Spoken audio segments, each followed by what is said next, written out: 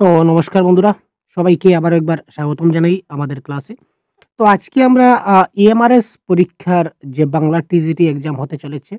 তো ইএমআরএস পরীক্ষার আজকে আমরা একটা প্র্যাকটিস সেট নিয়ে আসছি আপনাদের জন্য। তো আজকের এই প্র্যাকটিস সেটে সম্পূর্ণ ৩০ টা প্রশ্ন থাকবে। তো এই প্র্যাকটিস সেটের প্রশ্নগুলো আমি আগে বলে রাখি, আপনারা দেখলে মনে করবেন যে প্রশ্নগুলো এত সহজ প্রশ্ন কি আমাদের পরীক্ষায় আসবে। তো দেখুন, যাদের একদম বেসিক, যে বাংলা সম্বন্ধে বেসিক যাদের ধারণা নেই, তো আপনারা আজকের এই ক্লাস থেকে বেসিক ধারণাটা পেয়ে যাবেন এবং কি করে প্রশ্নগুলা পরীক্ষায় আসে, কি প্রশ্ন আসে, কি ধরনের প্রশ্ন আসে বা কিভাবে প্রশ্নগুলো আসবে, তার একটা সম্পূর্ণ ধারণা আপনারা আজকের এই ক্লাসে পেয়ে যাবেন। তো চলুন দেরি না করে আমরা আজকের ক্লাসটা স্টার্ট করি এবং আজকের ক্লাসে আমরা সম্পূর্ণ ৩০ টা প্রশ্ন আলোচনা করব। আপনারা প্রত্যেকে যেমন ধরুন ১ নম্বর প্রশ্নের এখানে কারেক্ট আনসার কি হবে সেটা আপনারা কমেন্ট বক্সে জানান। তারপর ২ নম্বর প্রশ্নের আপনারা কমেন্ট বক্সে জানাবেন এবং সর্বশেষে আপনারা একটা টার্গেট রাখবেন যে ৩০ এর মধ্যে আপনারা কত স্কোর করতে পারলেন। কারণ এটা হচ্ছে একদম ইজি কোয়েশ্চন। তো আজকের ক্লাসে যদি আপনারা ৩০ এর মধ্যে ৩০ করে নেন, তাহলে পরবর্তী ক্লাসে আপনারা ৩০ এর মধ্যেও ৩০ করতে পারবেন। এভাবে আস্তে, আস্তে আমরা প্র্যাকটিস সেটগুলাকে একটু মানে ইজি টু ডিফিকাল্ট যেটা বলতে পারি, সহজ থেকে কঠিনের দিকে আমরা নিয়ে যাব।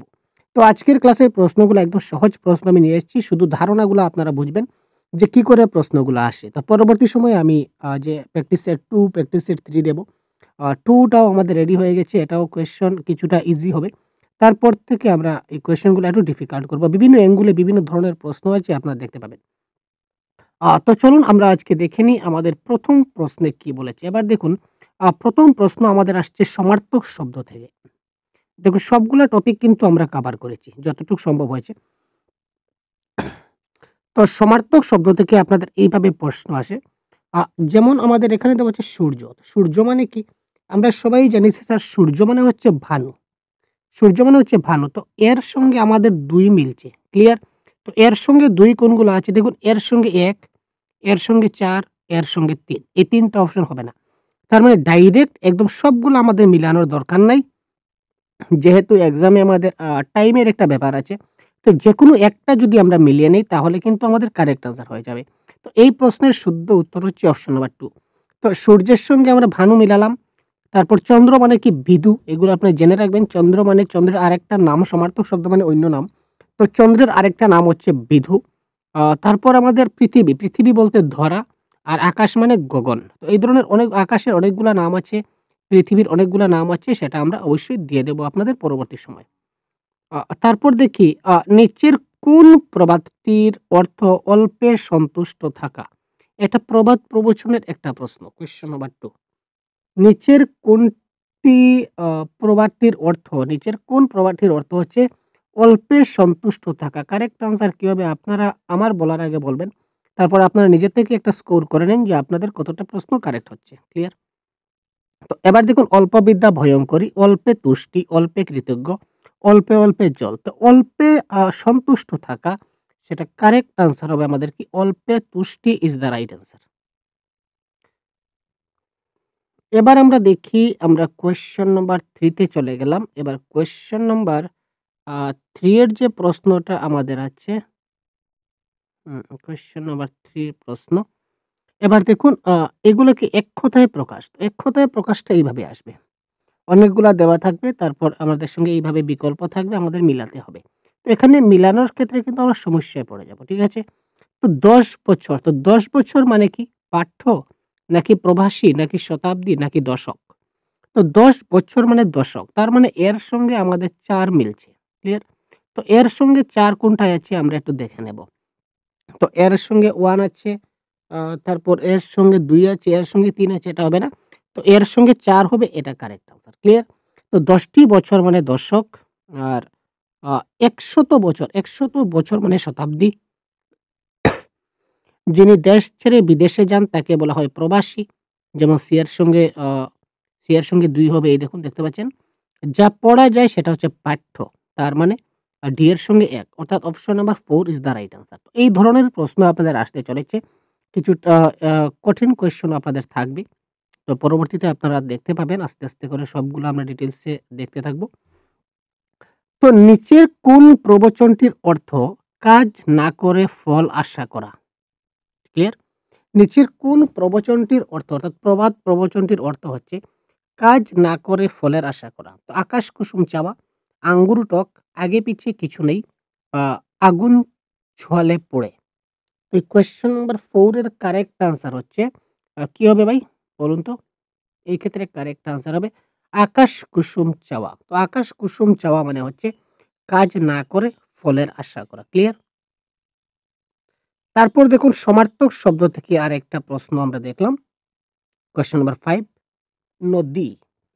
তো নদী মানে গিরি, অরণ্য, তরঙ্গিনী না সাগর? এবার দেখুন আমরা সবাই জানি বন মানে কি? অরণ্য। ক্লিয়ার? বন মানে হচ্ছে অরণ্য। তো বন মানে অরণ্য যদি হয় তাহলে ডি এর সঙ্গে আমাদের ২ ম্যাচ খাচ্ছে। যেটা পারবেন সেটা ধরে পিক করবেন। তো বন মানে কি? অরণ্য। তো ডির সঙ্গে আমাদের কোনটা কানেক্টেড হয়েছে ভাই? ডির সঙ্গে ২ কানেক্টেড হয়েছে। তো ডির মানে ২ কানেক্টেড এখানে আছে। এখানেও ২ নাই, এখানেও ২ নাই, এখানেও ২ নাই। তার মানে অপশন নাম্বার 3 এই ক্ষেত্রে কারেক্ট। এবার বাকিগুলো আমরা একটু দেখে নেব কারণ পরীক্ষায় আসতে পারে। সবগুলা জানা আমাদের দরকার। তো নদী, নদীর সমার্থক শব্দ হচ্ছে তরঙ্গিনী। ঠিক আছে? নদীর সমার্থক শব্দ হচ্ছে তরঙ্গিনী। তারপর সমুদ্র মানে হচ্ছে সাগর। ঠিক আছে? আর পর্বত মানে হচ্ছে গিরি। পর্বত মানে হচ্ছে গিরি। আর বন মানে কি? অরণ্য। অর্থাৎ অপশন নাম্বার 3 এখানে ম্যাচ খাচ্ছে। এটা হবে এই ক্ষেত্রে কি? Correct answer. নিচের কোন প্রবাদটির অর্থ হচ্ছে অন্যের দোষ দেখা সহজ কিন্তু নিজের দোষ দেখা অনেক কঠিন? এটা কারেক্ট আনসার কি হবে? অন্যের দোষ দেখা খুবই সহজ কিন্তু নিজের দোষ দেখা অনেক কঠিন। এই প্রশ্নের শুদ্ধ উত্তর কি হবে?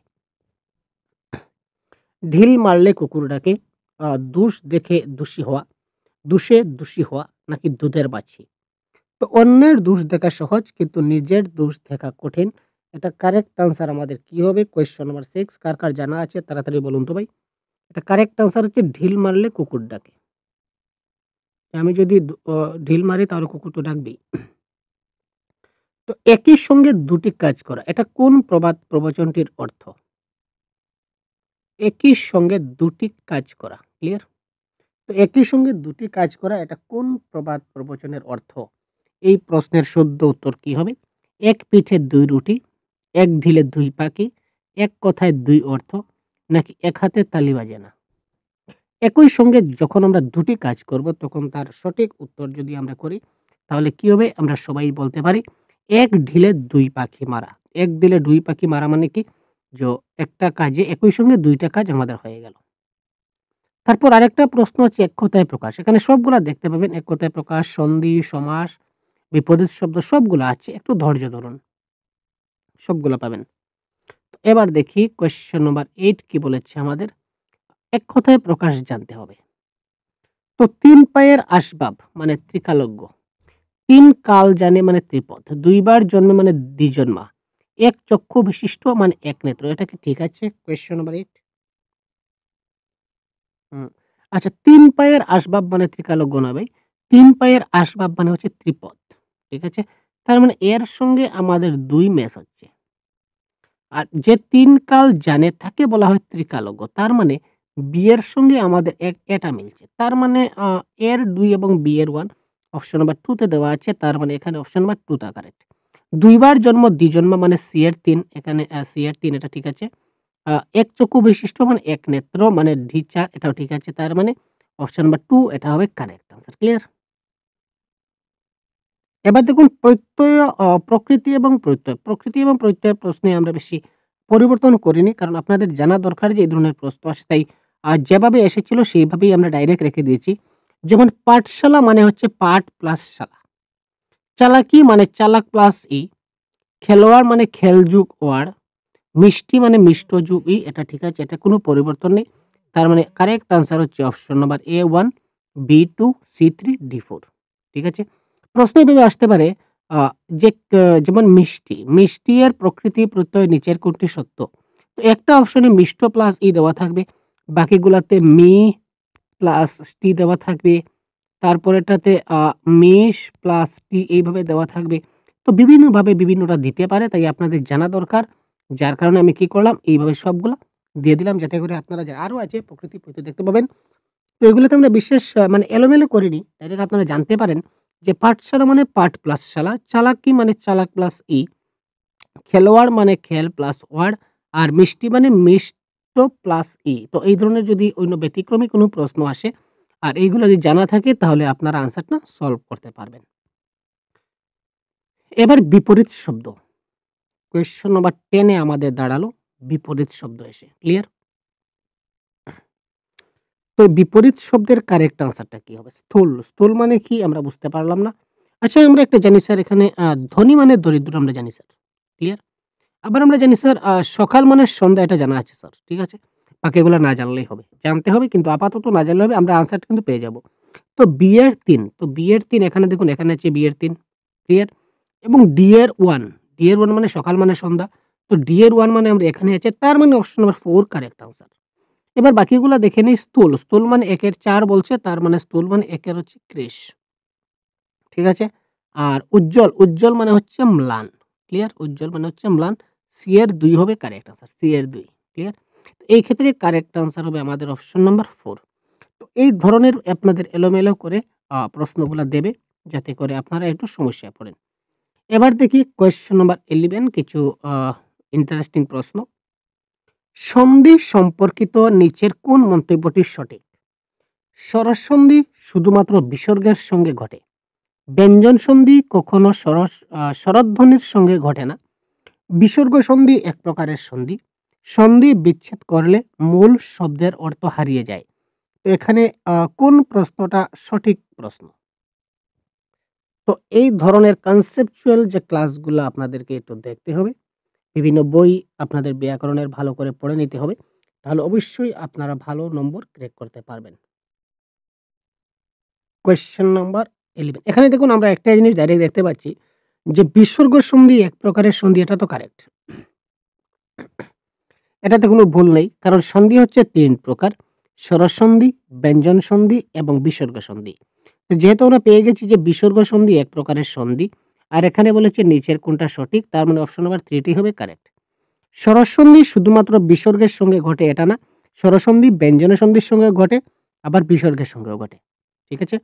ব্যঞ্জন কখনো স্বরধ্বনির সঙ্গে ঘটে না। কেন ঘটে না? অনেক দেখতে পেয়েছি। সন্ধি বিচ্ছেদ করলে মূল শব্দের অর্থ হারিয়ে যায়। সবসময় হারে না। কোনো, কোনো সময় হারে কিন্তু সবসময় সেটা যে মূল অর্থ হারিয়ে যায় এটা আমরা বলতে পারি না।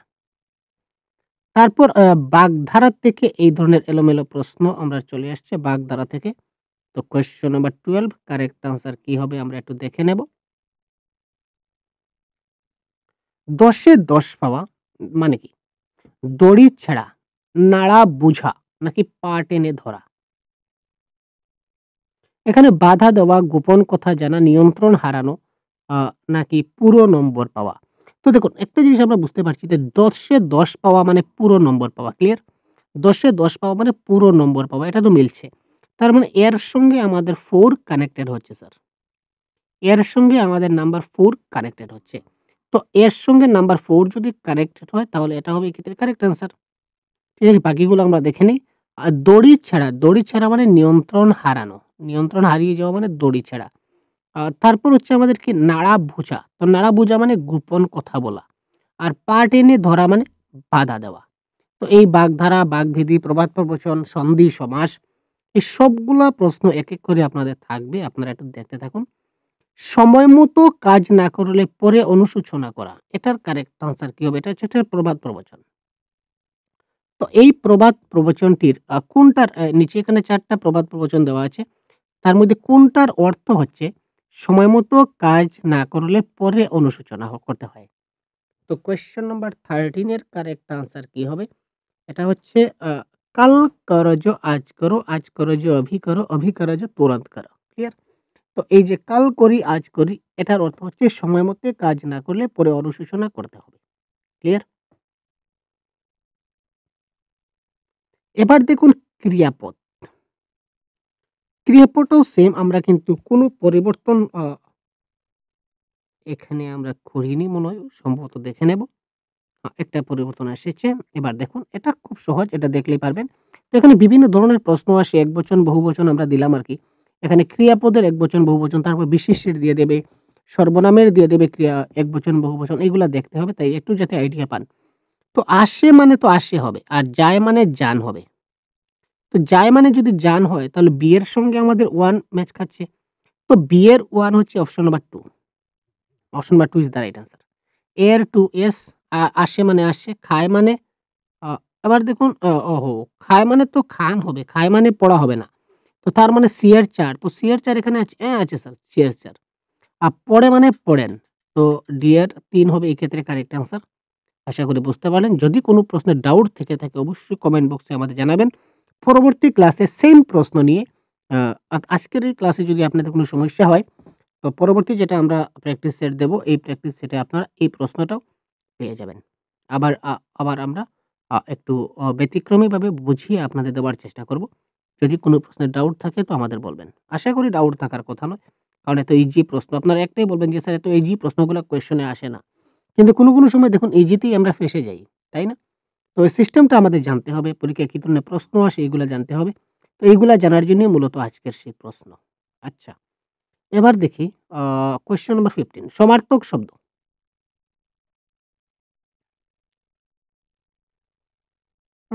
ফুল মানে সর্প না ভাই, সাপ মানে সর্প ক্লিয়ার। সাপ মানে সর্প। তো সি এর ১।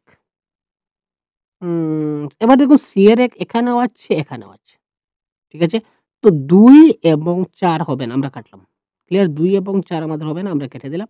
হয়তো ১ হতে পারে নতুবা ৩ হতে পারে। এবার বাকি আরো ১-২ টা দেখে নেই। হাতি মানে গজ। হাতি মানে গজ তো আমরা জানি। তো ডি এর ৪। তো ডি এর ৪ এই দেখুন অপশন নাম্বার 1 এ পেয়ে গেলাম ডি এর ৪। ক্লিয়ার? হাতি মানে গজ। এবার আমরা দেখি এবার দেখুন এবার আমাদের হবে কি? পাখি মানে হচ্ছে আমাদের কি হবে ভাই? আচ্ছা ফুল মানে কুসুম এটা তো আমরা জানি। ফুল মানে কুসুম। আর পাখি মানে হচ্ছে কক। ক্লিয়ার? তো এখানে দেখুন ১ এর ৩, বি এর ২, সি এর ১, ডি এর ৪ এইগুলো হচ্ছে কারেক্ট আনসার।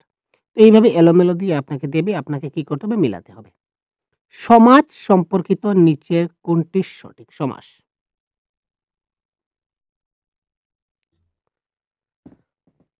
কোয়েশ্চেন নাম্বার 16 সমাস হলে সর্বদা বিভক্তি লোপ পায় না।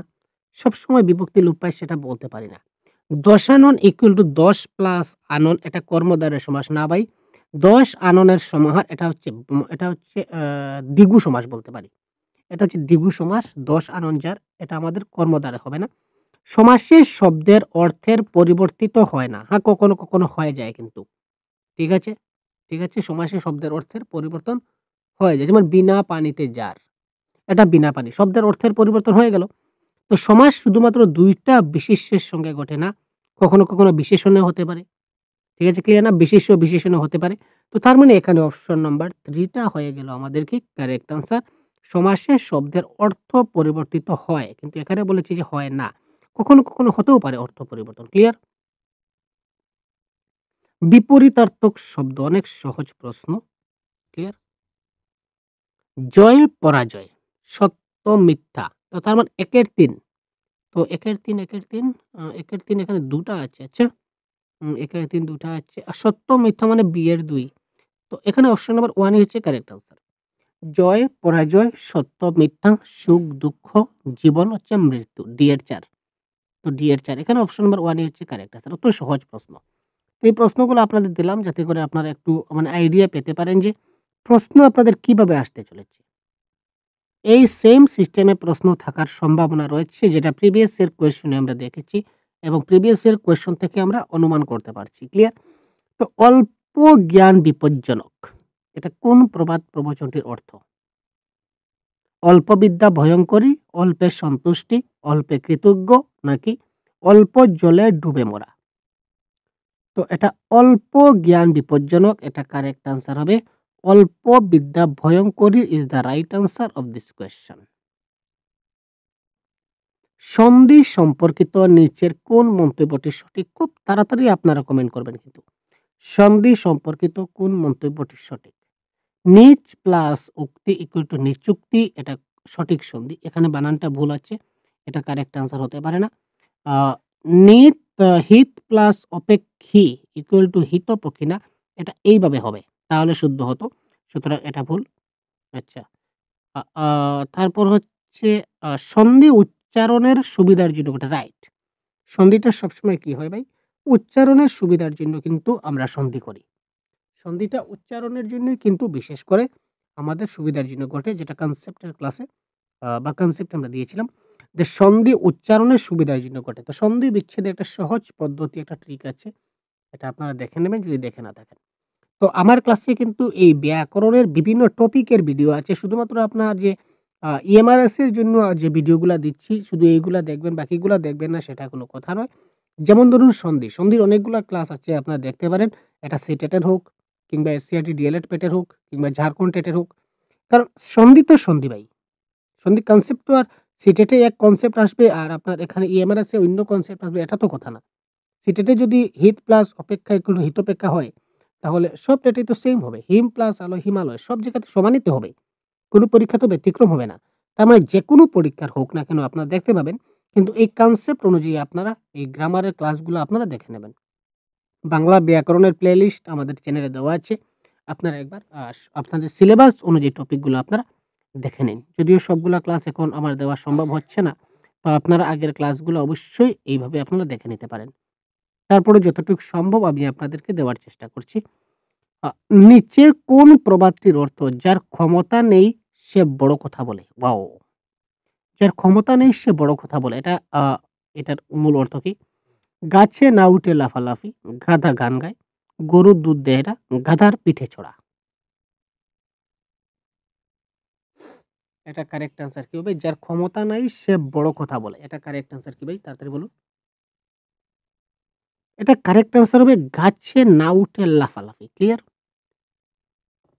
যার ক্ষমতা নাই সে বড় কথা বলে। এটার কারেক্ট আনসার হচ্ছে গাছে না উঠে লাফালাফি করা। এবার দেখি বাগধারা। বাগধারাতে এখানে আবার আমাদের বিকল্প আছে। আচ্ছা। তো এই বাগধারাগুলি বিকল্পের সহিত আমাদের কারেক্ট আনসার দেখতে হবে। আচ্ছা, অগ্নি শর্মা। স্যার অগ্নি শর্মা মানে অলিক কল্পনা, অনুমানে কাজ করা না খুব রাগী ব্যক্তি নাকি সামান্য থেকে? স্যার অগ্নি শর্মা মানে খুব রাগী ব্যক্তি। তার মানে এর সঙ্গে আমাদের ৩ ম্যাচ খাচ্ছে। এইভাবে আমরা মিলিয়ে নেব। এর সঙ্গে ৩ মিস খাচ্ছে। তো এর সঙ্গে ৩ মিস খাচ্ছে, এই ২ টা আমাদের কারেক্ট অ্যান্সার হবে না। এখানেও এর সঙ্গে ৩ আছে, এখানেও এর সঙ্গে ৩ আছে। তার মানে আরেকটা মিলতে হবে। তারপর এখানে কি হবে কারেক্ট অ্যান্সার?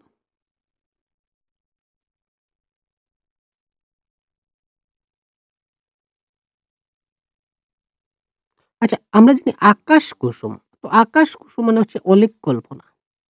আকাশ কুসুম মানে অলীক কল্পনা মানে যেটা আদৌ সম্ভব হবে না।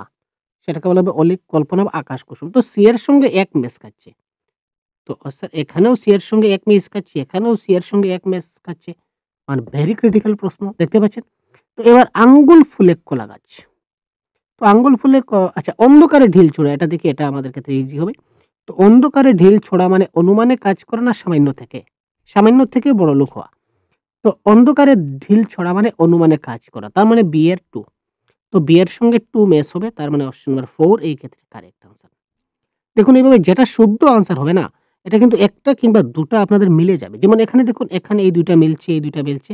তার মানে এই ৩ এবং ৪ থেকে কিন্তু একটা প্রশ্ন কারেক্ট প্রশ্ন হওয়ার চান্স আছে পরীক্ষার হলে। এই ধরনের কোনো সময় এই ধরনের ট্রিকটাও আপনারা এপ্লাই করে নেবেন। এই দেখুন প্রকৃতি প্রত্যয় যেটা বলেছিলাম, এখানে আমরা একটু চেঞ্জ করেছি, কিন্তু চেঞ্জ করার কথা না। তবু চেঞ্জ আমরা করেছি যাতে করে আপনারা একটু বুঝতে পারেন, বুঝতে সুবিধা হয়। তো পড়ুয়া মানে পড় প্লাস ওয়া, এটা তো ঠিক আছে। এর সঙ্গে আমাদের ১ ম্যাচ খাচ্ছে। লেখক, লেখক কিন্তু ছাত্র প্লাস ই হবে নাকি? তো লেখক মানে হচ্ছে লেক প্লাস ক। তো বি এর সঙ্গে ৪। তো বি এর সঙ্গে ৪ এই অপশন নাম্বার ৩ তে দেখুন দেখতে পাচ্ছেন বি এর সঙ্গে ৪ মেশাচ্ছে। তার মানে অপশন নাম্বার ৩ টা কারেক্ট। তো গায়ক মানে গা প্লাস ওক, ছাত্রী মানে ছাত্র প্লাস ই, ক্লিয়ার বড় ই। তো এই ক্ষেত্রে কারেক্ট আনসার হবে অপশন নাম্বার ৩। সন্ধি সম্পর্কিত কোন মন্তব্যটি সঠিক আমাদেরকে বলতে হবে? সৎ প্লাস জন ইকুয়াল টু সজ্জন, এটা হচ্ছে স্বরসন্ধি। সন্ধি বিচ্ছেদে মূল শব্দ দুটি আলাদা পদ হয়। গুরু প্লাস উপদেশ ইকুয়াল টু গুরুপদেশ, মানে এটা ব্যঞ্জন সন্ধি। সকল সন্ধিতে ধ্বনি পরিবর্তন ঘটে না। তো এখানে কোন মন্তব্যটা সঠিক? কোয়েশ্চন নাম্বার 23 আপনারা একটু বলবেন।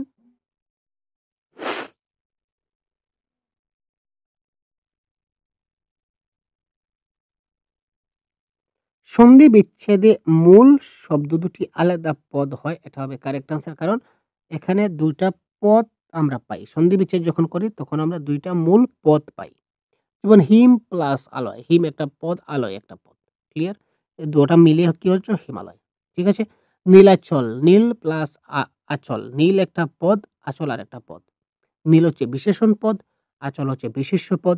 এই ২ টা পদের সন্ধি বিচ্ছেদ হয়ে নীলাচল একটা বিশেষ্য পদে পরিবর্তন হয়েছে। ক্লিয়ার? এবার সন্ধি বিচ্ছেদে আমরা মূল শব্দ ২ টা একটু আলাদা পাই। সমাজ সম্পর্কিত নিচের কোন প্রশ্নটা বা কোন মন্তব্যটা সঠিক? রাজপুত্র মানে রাজার পুত্র, এটা তৎপুরুষ সমাস। সমাস বিগ্রহ করলে পদের সংখ্যা কমে যায়। চাঁদ মুখ মানে চাঁদের মতো মুখ, এটা অব্যয়ীভাব সমাস। এটা অব্যয়ীভাব কখনো হতে পারে না। সমাসে কখনো বিভক্তি থাকে না। সমাসে অনেক সময় কিন্তু বিভক্তি থাকে। সমাসে আমরা বিভক্তি দেখতে পাই। তো এখানে কারেক্ট আনসার হবে এই যে রাজার পুত্র ইকুয়াল টু রাজপুত্র, এটা হচ্ছে তৎপুরুষ সমাস, এটা হবে কারেক্ট আনসার। তো এই সমাসের ক্লাসগুলো আপনারা একটু দেখে নেবেন। কারকের ক্লাসগুলো আপনারা দেখে নেবেন। আপনাদের সবগুলা আমি যে বলেছিলাম যেভাবে আপনারা দেখে নেবেন, ব্যাকরণের প্লেলিস্ট গিয়ে আপনারা এক, এক করে একটু সময় থাকলে সবগুলা ক্লাস অবশ্যই আপনারা দেখে নেবেন। আপনাদের যথেষ্ট কাজে আসবে। এবার দেখুন বাগধারার প্রশ্ন কিছুটা রয়েছে। আ যত দোষ নন্দঘোষ মানে রাগে অন্ধ হওয়া, লাভবান হওয়া, নাকি সব দোষ অন্যের ঘাড়ে দেওয়া, নাকি শেয়ালের কাছে মুরগি, নাকি বিপদে পড়া? তো এখানে কোয়েশ্চেন নাম্বার 25 এর কারেক্ট আনসার আমরা দেখি।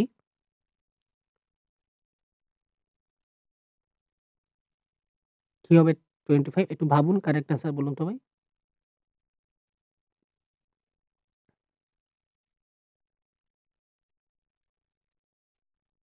কি হবে? আমি আপনাদের জন্য অপেক্ষা করছি।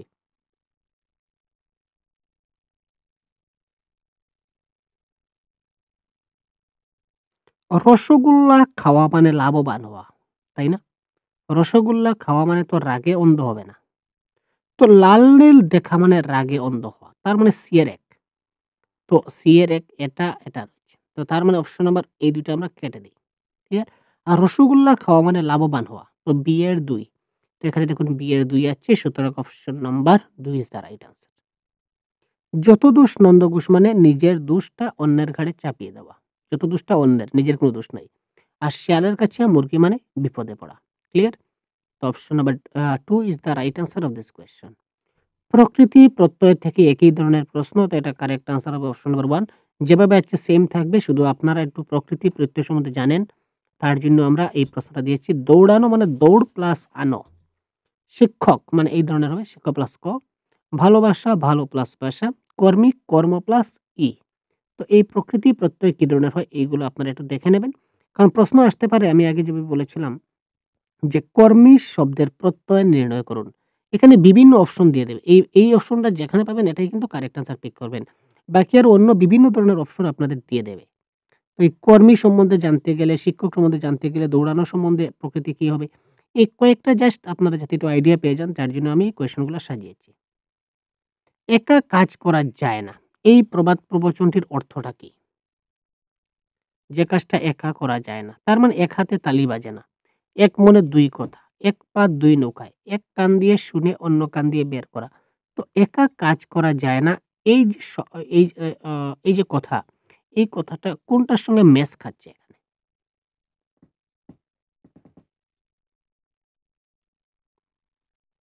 একা কোনো কাজ করা যায় না। কোনো একটা কাজ করতে গেলে দুজন ব্যক্তির প্রয়োজন হয়। তার মানে এক হাতে তালি বাজে না। কোনো একটা ঝগড়া লাগলে আমরা বলি না যে, "নিশ্চয়ই তোমারও দোষ আছে। যার কারণে তো ঝগড়া বেঁধেছে ভাই। একা, একা তো আর হবে না।" তার মানে এক হাতে তালি বাজে না। এটা হবে এই ক্ষেত্রে কি কারেক্ট আনসার। এবার দেখি সন্ধি সম্পর্কিত নিচের কোন মন্তব্যটা সঠিক? সন্ধি।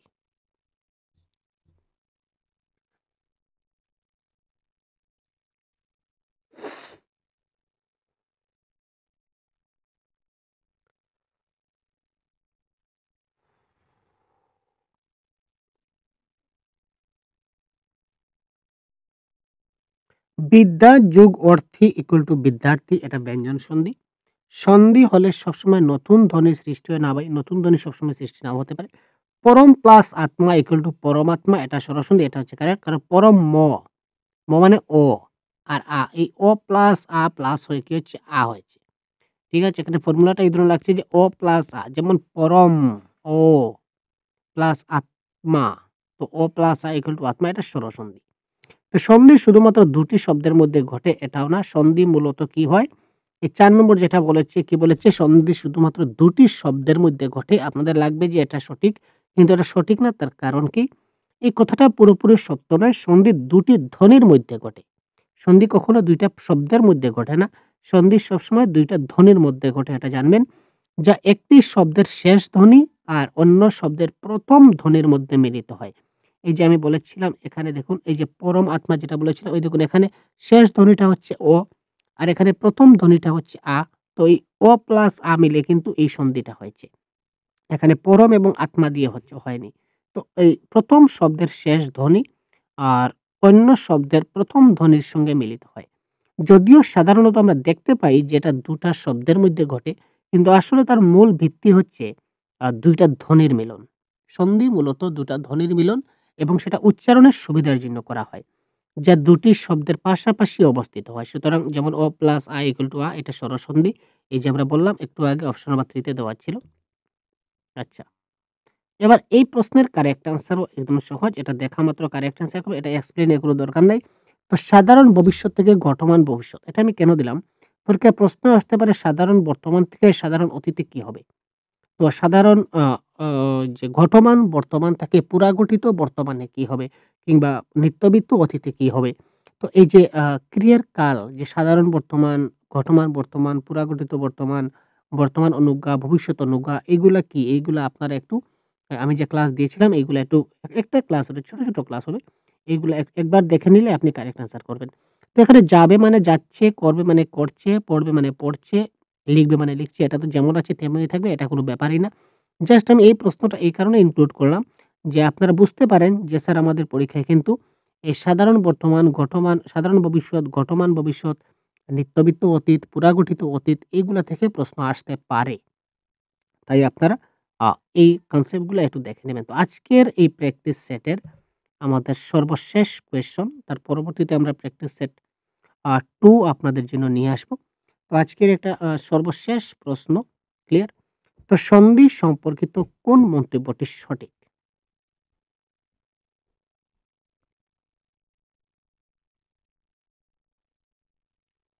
তো দেব প্লাস ঈশ্বর ইকুয়াল টু দেবশ্বর, এটা ব্যঞ্জন সন্ধি না ভাই। দেব, ও, এটা ব্যঞ্জন সন্ধি নয়, এটা স্বরসন্ধি।